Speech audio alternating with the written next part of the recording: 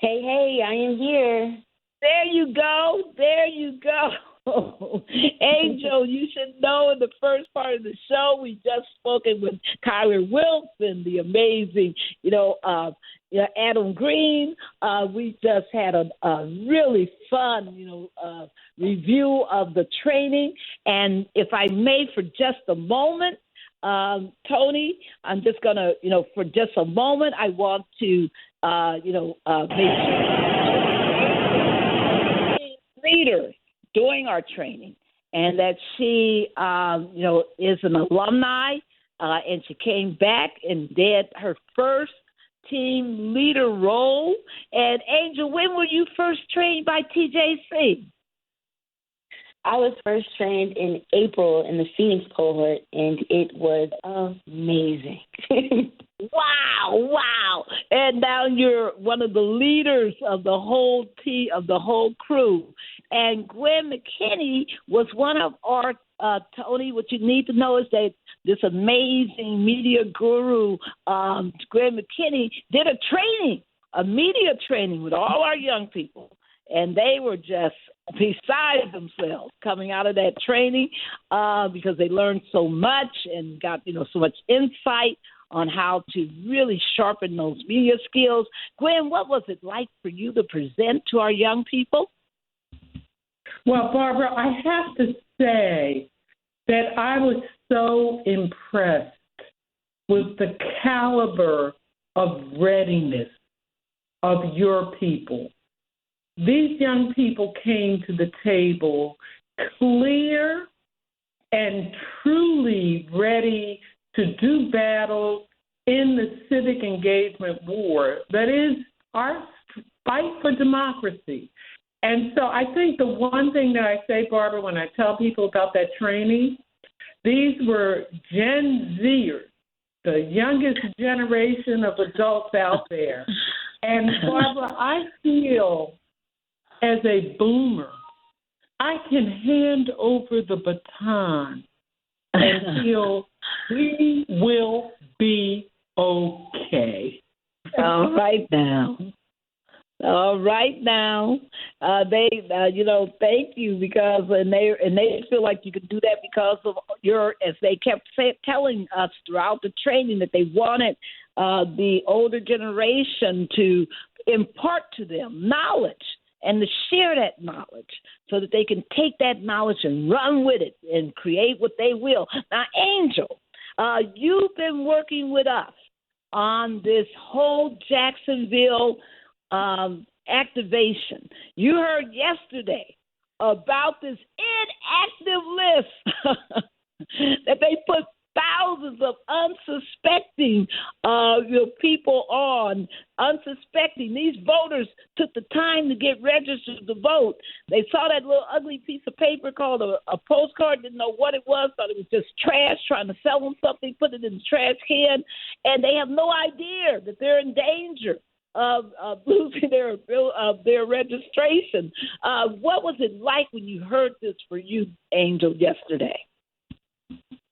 I was absolutely appalled, especially because I know that Duval was able to turn blue in our last cycle. So I feel like it is a direct attack, even though I know we are nonpartisan, but I know that it's a direct attack on the community. I was reading an article that I posted online that it was saying, I forget the number, but it was giving us like over 20% of those people who are affected, and that 15% are Black people. And it was aligned with the Vigilante movie. And I was just like, I can't believe this is happening in my city after being able to watch this amazing documentary twice now. And for it to happen right here in my front door and back door, everywhere, I just can't believe it. Wow. And I just heard that one of your mentors has just been joined the show, and that is the Reverend Reginald Gundy. He is an amazing leader in the county, not only of Duval, but he is a straight-up strong leader nationally for all of us. Welcome to our radio show, Reverend Reginald Gundy. Welcome. Good afternoon. Thank you I'm sorry I was running a little late. I've just come out of the ICU room in New York with my son, but he's doing wonderful. I'm glad to join in.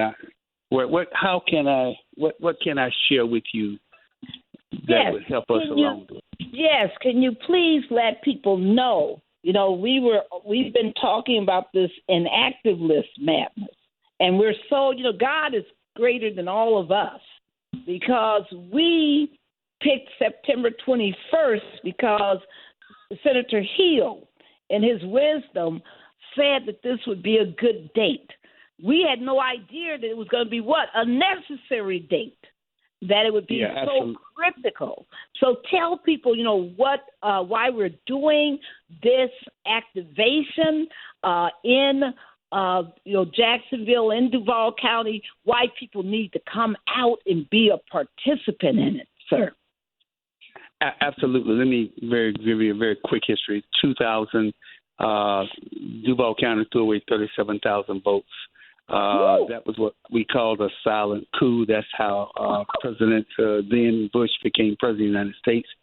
2004, we said that would never happen again. Duval County was the only county in which we did not have early voting in the state of Florida, so we had to go to federal court to get early voting. I remember I was part of the lawsuit. They had to say, hey, look, the judge said, well, Pastor, if I give you 10 now, would that be sufficient? I said, that's a great start, but we'll work from there.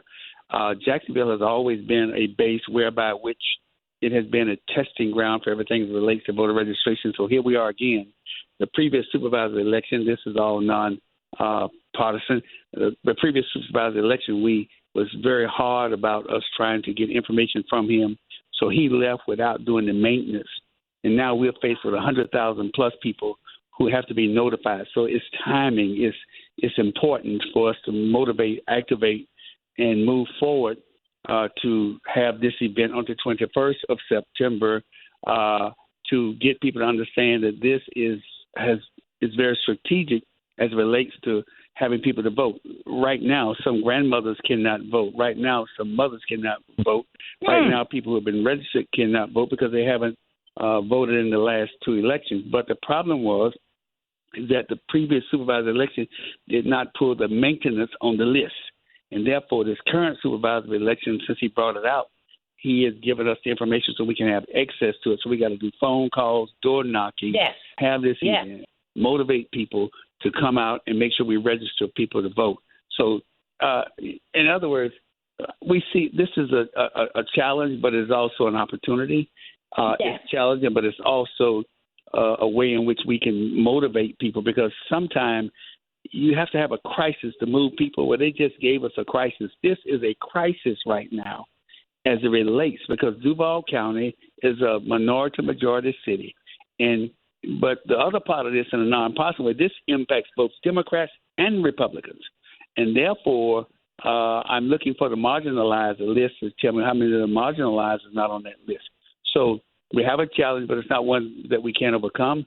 It's one that brings us together. It's the one that motivates us to come together. It's one that motivates us to work here. And the 21st is just in addition to what we're going to be doing between now and the 21st and afterwards. All right. And in the time that we have left, really quickly, Angel, can you tell people about some of the amazing artists who are going to perform on Saturday? We have local Jacksonville legends and rising stars. The list goes from Stokely Carmichael to Nate Date, Kel that raps, Cortez, a comedian. We have Moses West, who is an amazing poet. Soliloquy. We have Coy. We have King of Hearts. And to our singer and R&B side, we have Nay. We have Biz Levin. We have William Levant. We have an amazing DJ who can rock the house and outside, since we'll be outside. We can do DJ. We also have some choirs to uplift us. We have Horace Scott and the Golden Voices and Clifton singers. So we are going to be outside. We're going to be lit, and it's going to be amazing. Woo! That's good to hear. Let's speaking of that, remember now, everybody, the chance of rain is only like 20 to 40%. It's not a rain out. It may rain about an hour. 7%. It's down to 7%. So we own then. You know what I'm saying? So we good. Thank God got and I promise you, Lady Sapp, when she sings near the end of that what we're doing, it's going to be lights out for everybody. And so she's an amazing woman of God. And thank you, Reverend Gandhi, and thank you, Angel, and State Senator Hill, former State Senator Hill. Tell us, why do people need to come? It's going to be at Lonnie C. Miller Park. It's going to be from 1 to 5 on Saturday, September the 21st. Tell people why they need to be there, Senator Hill. Well, let me just say ditto to everything that has been said so far on the call. But more importantly, democracy is on the ballot. Democracy is on the ballot. Absolutely. All right, Daryl. And, Barbara, I tell you, we need everybody to come on down to Lonnie C. Miller Park on September the 21st between 1 p.m. and 6 p.m. for this outing. Folks, we got all kinds of music. There'll be all kinds of food trucks. There'll be all kinds of entertainment, comedians, everything going on. But most importantly, we need you, and we need you to come and learn about your voting status, find out, be certain that you're still on the voter rolls, find out if you've been moved to this horrible inactive list that we hear Florida legislature has put in place and is having this disparate impact on the African-American community in Jacksonville, Florida. We need you to come down to Lonnie C. Miller Park, get your voter checkout done this weekend. Get it done this weekend so that we know that we're moving in the right direction.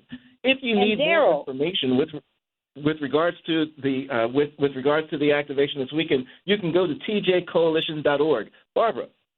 Yes, and folks, there's going to be food. The food trucks are going to be out there. There's going to be free merchandise giveaway with T-shirts and banned books. There's going to be all kind of voter information, buttons, everything. This is going to be fierce. It's going to be gorgeous. Back to you, Daryl. Thank you, Barbara. And, folks, you've got to come out, get your checkup, get your food, get your dance on, get your praise on, because this is the weekend to do it. So we know that you are registered, that you've done everything necessary. If you're returning citizens, we're going to have folks out there that can advise you about your right to vote as well. Folks, this is the time. Get off of the sidewalk. Get into the streets. Make your way down to Lonnie C. Miller Park this Saturday between 1 and 6 p.m. to be part of this I'll Rise and Vote celebration of the vote. Folks, this is it. The barriers are there, but we're going to overcome them. We're going to rise up. We're going to get over it. Until next Tuesday, noon, Eastern Standard Time. Peace, everybody. Thank you to all our guests. May I encourage the guests that's listening to us, call in now. Don't wait. Find out. You don't know whether you're registered, whether you're not. Call in, bombard the supervisor election office, and make sure you're registered to vote. Amen. Thank you. The preceding program was paid for by Barbara Arnwine. Most people think child abuse is a bad parent problem. Actually, the root causes may be different than you think. Let us explain. Affordable housing for everyone? That prevents child abuse. And access to health care in every community. Prevents child abuse, too. High-quality, affordable child care. Paid family leave. School breakfast and lunch programs. All of this prevents child abuse. It's all about keeping families out of crisis in the first place. At least 1 in 7 children in the United States have experienced abuse or neglect in the past year. Prevent Child Abuse America promotes policies, programs, and resources informed by science that help communities, parents, and kids thrive. Because when we keep families out of crisis, we prevent child abuse from ever happening. Go to preventchildabuse.org to learn more. That's preventchildabuse.org. Let's solve child abuse before it ever happens. News Talk 1450 and 95.9 WOL with the Carl Nelson Show. Weekdays from 6 to 10 a.m. Reverend Al Sharpton keeping it real from 1 to 4 p.m. And the Tavis Smiley Show from 4 to 7 p.m. Download our mobile app and take us everywhere you are or listen live at WOLDCnews.com. The news and issues that matter to you most from Carl Nelson, Reverend Al Sharpton, and Tavis Smiley on 1450 and 95.9 WOL. WOL Washington, D.C. W240DJ Washington. 95.9 WMMJ HD3 Bethesda. WKYS HD3 Washington. WPRS HD3 Waldorf and worldwide at WOLDCnews.com. The views and opinions of the following show do not necessarily reflect the views and opinions of News Talk 1450 WOL, Radio 1 Incorporated, or their management.